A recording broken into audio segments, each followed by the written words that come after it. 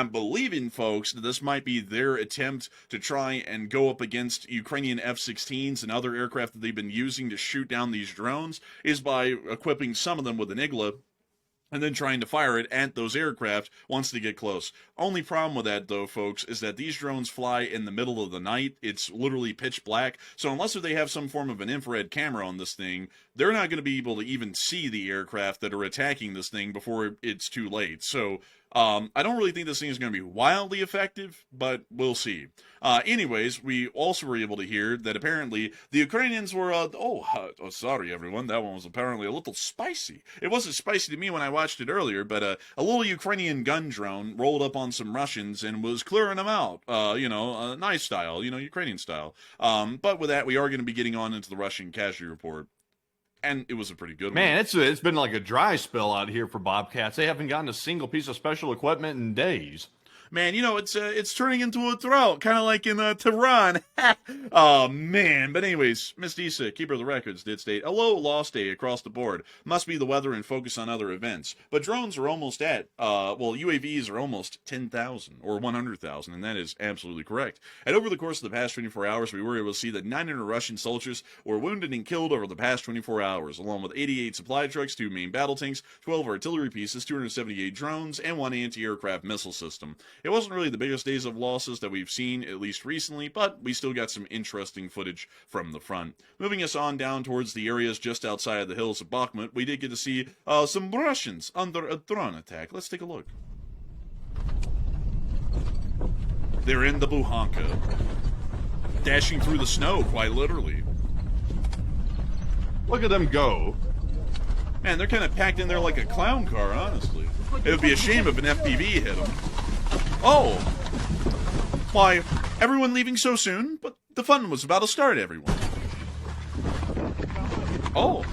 Oh my God! Did you see that? I did. Oh my God! Holy moly! Oh! Oh my God!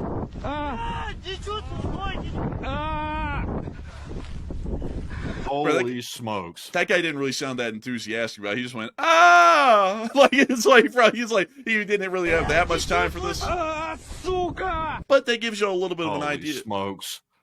Yeah, I mean, I'd have to say, you can say that twice, but that's what drone warfare is kind of looking like these days, for the Russians at least, out there in Ukraine. I got to tell y'all, it doesn't really look like a picnic, that's for sure. But moving on out that area of the front, and moving on down into the area of Novopavlivka, we also get to see the Ukrainians apparently not slamming some Russians, but we were able to see them slamming, well, heavens, everyone. I mean, I was looking at these clips, I thought they were just lickety-split just fine, but apparently, a lot of them are a little bit spicy. I guess, folks, after doing this for 1,411 days, my eyes are getting kind of a little bit blind to what I'm actually watching, because apparently these are a little spicy. But moving on out of that area, and further on south and into the Zaporizhia front, we were able to see the 92nd getting in a little firefight. Now, this clip is actually fine to show, and I made sure of that because it's 5 minutes long. So now that we've pretty much blasted straight through the Recross front, because we couldn't show any of those clips, we're now down in the Zaporizhia front, and we'll show y'all what the 92nd is up to today. Oh, muting that. Music. I don't know why they do this. They put in that music and we have to mute the whole thing. Oh, but we could see them wandering around. The top part of the screen is blurred for operational security purposes. Also, by the way, for the people asking, the fundraiser is sitting at just about $6,500 raised, by the way. So we're creeping up slowly to $7,000, which is obviously crazy work because the fundraiser goal was only $2,500.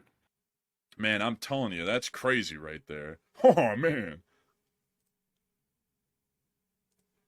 We see the Ukrainians rolling on through the rubble and making their way on into a building.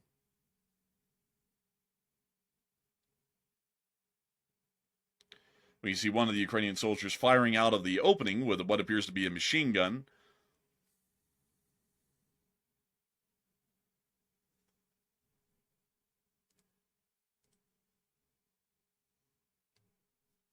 Also, Tank Gunner said, "How many new subscribers have you had on this stream alone?" We've had probably about 1,000 so far on the stream, subscribers actually. So, speaking of which, if you haven't already and you find the news informative tonight, smack the subscribe button as well, because we do these every single night except for Monday. Also, we put out videos midday as well, sometimes too when there is breaking news. So, we'd appreciate you as a subscriber. Yes, please join us. We'd be happy to have you all. Oh, they threw one in. Oh, heavens. And we see them also here wandering into this building. Another one, making sure to clear it.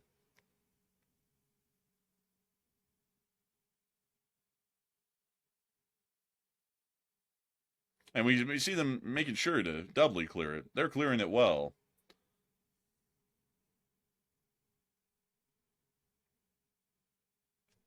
Man, another one bites the dust. We can see them continuing to clear out the building. You know, honestly, I'll take it as a badge of honor whenever we have someone come in here and say, "Is this clickbait?" I mean, the news is so fresh, it's so brand new, like nobody's ever seen this news before, that they believe it's clickbait. And that's how close we are at being first to the story almost every single time. Is that people don't even think it's real half the time until they jump in here and listen to it. Yeah.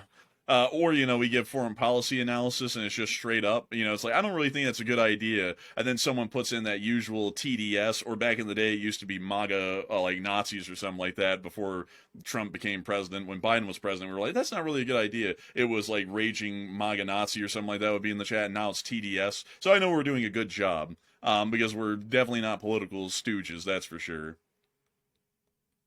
Yeah, I'm not a stooge, political or anyways. I'm no stooge. Actually, I'm a Scrooge. To hell with Christmas. Oh, man.